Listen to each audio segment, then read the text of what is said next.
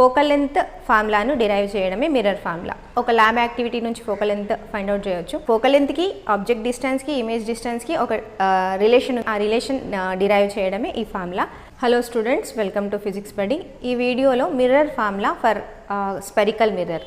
Spherical మిర్రర్కి mirror formula అంటే concave convex మిర్రర్స్కి ఫోకల్ లెంత్ ఎలా ఫైండ్ అవుట్ చేస్తాం, ఫోకల్ లెంత్ ఫార్ములాను డిరైవ్ చేయడమే మిర్రర్ ఫార్ములా. ఒక ల్యాబ్ యాక్టివిటీ నుంచి ఫోకల్ లెంత్ ఫైండ్ అవుట్ చేయొచ్చు. మిర్రర్ నుంచి కొంత దూరంలో ఆబ్జెక్ట్ని ఉంచి ఇమేజ్ ఎంత దూరంలో ఫామ్ అవుతుంది, object distance, image distance from the mirror. Mirror నుంచి ఆబ్జెక్ట్ ఎంత దూరంలో ఉంది, ఇమేజ్ ఎంత దూరంలో ఉంది, అవి మెజర్ చేసి వాటి నుంచి మనం ఫోకల్ లెంత్ ఫైండ్ అవుట్ చేయాలి యాక్చువల్లీ.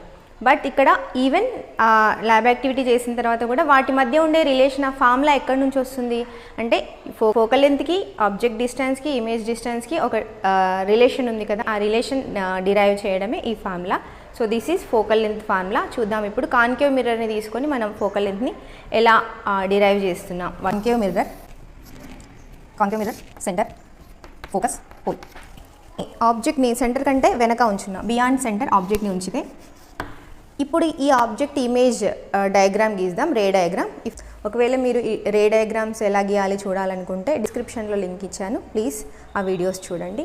ఇప్పుడు ఇక్కడ ఆబ్జెక్ట్ నుంచి first parallel to the principal axis ఒక ఇన్సిడెంట్ రే వచ్చింది, అది రిఫ్లెక్ట్ అయ్యేటప్పుడు త్రూ ద ఫోకస్ వెళ్తుంది. నెక్స్ట్ ఇంకో రే ఏం తీసుకుంటున్నామంటే ఆబ్జెక్ట్ నుంచి వస్తూ సెంటర్ గుండా వచ్చే లైట్ రేని తీసుకుంటున్నాం. ఆ లైట్ రే ఇక్కడ ఇన్సిడెంట్ అయింది, బట్ రిఫ్లెక్ట్ అయ్యేటప్పుడు సేమ్ సెంటర్ నుంచే ఆపోజిట్ డైరెక్షన్లో వెళ్తుంది. So in the opposite direction వెళ్ళింది. సో ఇప్పుడు ఇది ఒక రిఫ్లెక్టెడ్ రే, ఇది ఒక రిఫ్లెక్టెడ్ రే. రెండు రిఫ్లెక్టెడ్ రేస్ ఎక్కడ మీట్ అయ్యాయి, ఈ పాయింట్ దగ్గర మీట్ అయ్యాయి కాబట్టి ఆ పాయింట్ దగ్గర ఇమేజ్ గీసాం. సో దట్ ఈస్ ఇక్కడ ఏబి ఆబ్జెక్ట్ అనుకుంటే ఏ డాష్ బి డాష్ ఇమేజ్గా అనుకుందాం. ఆబ్జెక్ట్ నుంచి ప్యారలల్గా వచ్చిన లైట్ రే ఏ పాయింట్ దగ్గర ఇన్సిడెంట్ అయిందో ఆ పాయింట్ని ఎక్స్ అనుకుంటున్నా. ఆ ఎక్స్ పాయింట్ నుంచి ప్రిన్సిపల్ యాక్సిస్ పైకి ఒక నార్మల్ రేని గీస్తున్నా, అంటే పర్పెండిక్యులర్ లైన్ని గీస్తున్నా. అది ఎక్కడైతే టచ్ అవుతుందో ఆ పాయింట్ని పి డాష్ అనుకుందాం. The diagram is ready. ఇప్పుడు మనం ఇందులో మనకు రెండు సిమిలర్ ట్రయాంగిల్స్ కనిపిస్తున్నాయి. ఇందులో ABC triangle and A dash B dash C triangle. ఈ రెండు ట్రయాంగిల్స్ సిమిలర్గా కనిపిస్తున్నాయి. So front triangle ABC and triangle A dash B dash C, ఇవి are similar triangles. Vertical sides ratio equals to horizontal sides ratio. ఇక్కడ ఇందులో vertical line AB, ఇందులో A dash B dash, వాటి ratio రాద్దాం. ఇప్పుడు AB by A dash B dash, this ratio will be equal to horizontal sides ratio. Horizontal అంటే A dash C and AC, A dash C AC ఈ రెండింటి రేషియోకి ఈక్వల్గా ఉండాలి. సో అందుకే ఏం రాస్తున్నా AC by A dash C. So ఇది ఫస్ట్ ఈక్వేషన్ అనుకుందాం.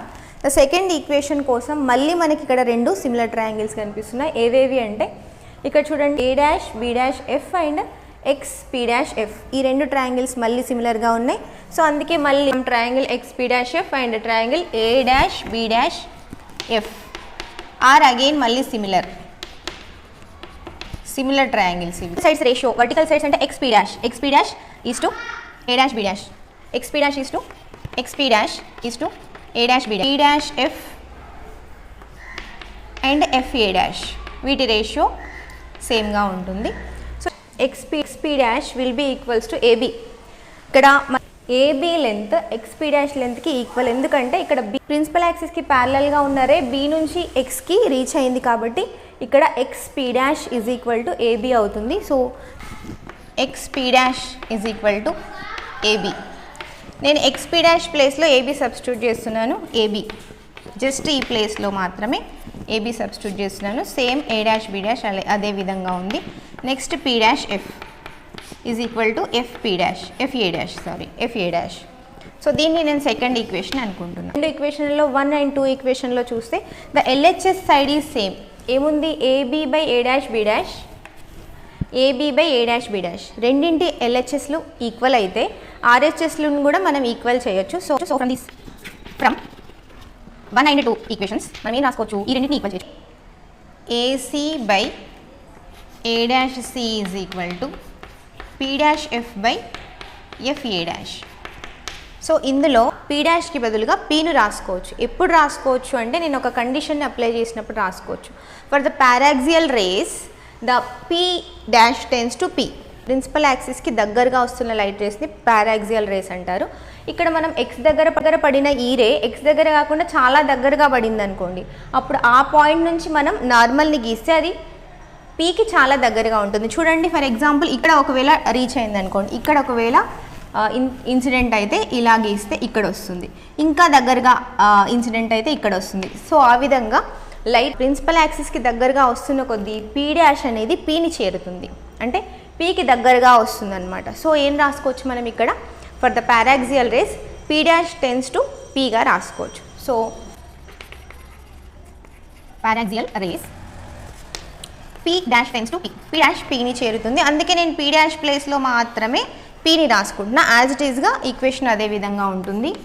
AC by A dash C is equal to PF by F A dash.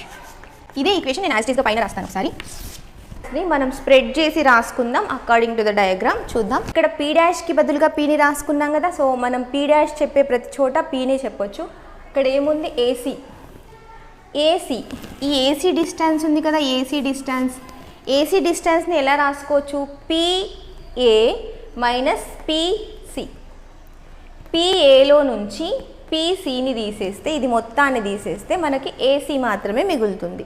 So ఏం పిఏ మైనస్ పిసిగా రాసుకోవచ్చు. సో రైట్, అదే రాస్తున్నాను, PA minus PC in the place of AC by A dash సిని కూడా same అదే విధంగా A dash C PC minus PA dash, అంటే పీసీలో ఇంతవరకు ఉన్న దాంట్లో పిఏ డాష్ని తీసేస్తే ఏ డాష్ సి మాత్రమే మిగులుతుంది. సో అందుకే ఏం రాస్తున్నాను, PA dash minus PC minus PA dash equals to PF. పిఎఫ్కి ఇంకా రాసుకోవడం ఏం లేదు, డైరెక్ట్గా రాసుకుందాం. పిఎఫ్ అదే విధంగా ఉంటుంది. నెక్స్ట్ ఏంటి, ఎఫ్ఏ డాష్ని కూడా సేమ్ ఇంతకు ముందు లాగానే పిఏ డాష్ మైనస్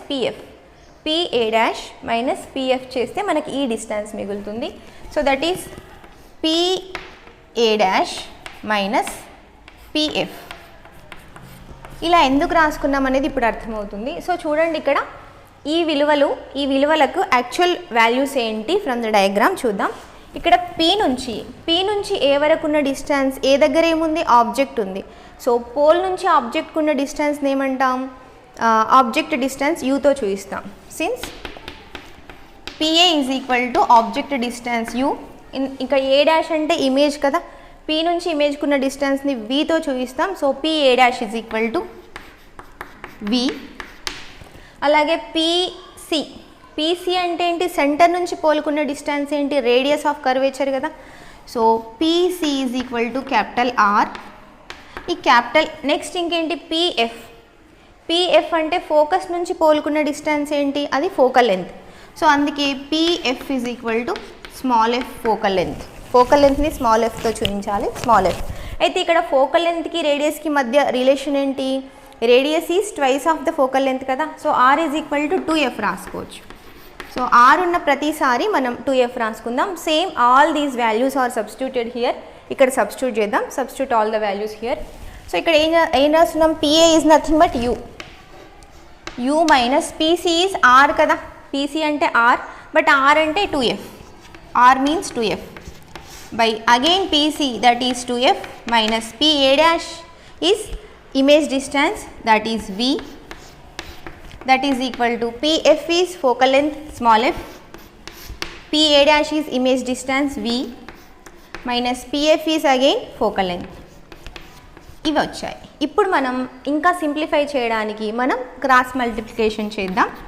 డైరెక్ట్గా మల్టిప్లై చేస్తాను నేను, ఇది దీంతో లేదా ఇది దీంతో. ఫస్ట్ పైనుంచి వద్దాం, ఇది దీంతో చేద్దాం.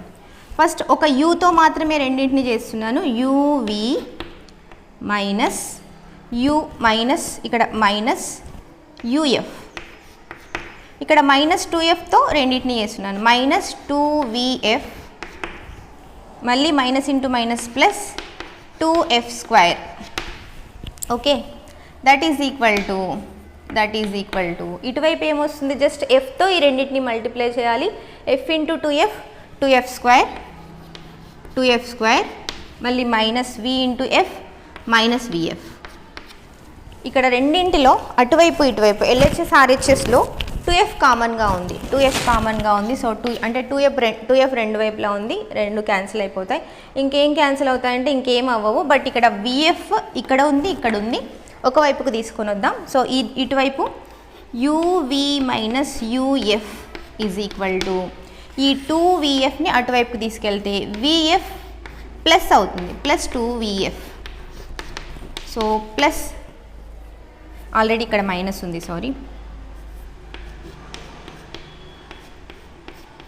Minus VF plus 2vf. ఇప్పుడు ఏమవుతుంది minus VF plus 2vf only 1vf మిగులుతుంది విఎఫ్. యువతలు ఏముంది యువి మైనస్ యుఎఫ్. ఇప్పుడు రెండు వైపులా నేను యువిఎఫ్తో డివైడ్ చేద్దాం, రెండు వైపులా యువిఎఫ్తో డివైడ్ చేద్దాం. డివైడ్ విత్ యువిఎఫ్ బోత్ సైడ్స్ మనం డివైడ్ చేస్తే ఏమవుతుంది యువి బై యువిఎఫ్. ఇప్పుడు రెండు వైపులా డివైడ్ చేద్దామంటే దీన్ని రెండింటిని డివైడ్ చేయాలి కదా, minus UF by UVF that is equal to VF by UVF. Okay, ఇప్పుడు చూడండి UV get cancelled. So FF అవి కూడా క్యాన్సల్. సో ఇక్కడ ఏం ఎఫ్ఎఫ్ వివి కూడా క్యాన్సిల్ అయిపోతుంది. ఏం మిగులుతుంది మనకి ఇక్కడ 1/f మైనస్ ఇదేంటి 1/v only 1/v that is equal to 1/u ఉంది. నెక్స్ట్ స్టెప్లో ఏం చేస్తున్నామంటే యూవీలను ఒకవైపు మనకు ఫార్ములా దేనికి కావాలి ఎఫ్కి కావాలి. సో ఎఫ్ని మాత్రమే సపరేట్ చేసుకొని రాసుకుందాం సో దట్ ఈ టోటల్ టర్మ్ అవతలకి వెళ్తుంది, అప్పుడు ప్లస్ అవుతుంది. Finally 1/f is equal to 1/u. ఇది అటువైపుకి వస్తే ప్లస్ కదా, plus 1/v. So finally this is the formula for the focal length. దీన్నే మిర్రర్ ఫార్ములా అంటారు. ఇది ఏ మిర్రర్కైనా యూస్ చేయవచ్చు, కాన్వెక్స్ మిర్రర్, కాన్కేవ్ మిర్రర్, ఏ మిర్రర్కైనా కూడా మనం ఈ ఫోకల్ లెంత్ ఫార్ములా యూస్ చేసి వాటి ఫోకల్ లెంత్ని ఫైండ్ అవుట్ చేయవచ్చు. So this is the mirror formula. If you understand really, please let me know in the comment section and please do subscribe and share with your friends. Thank you.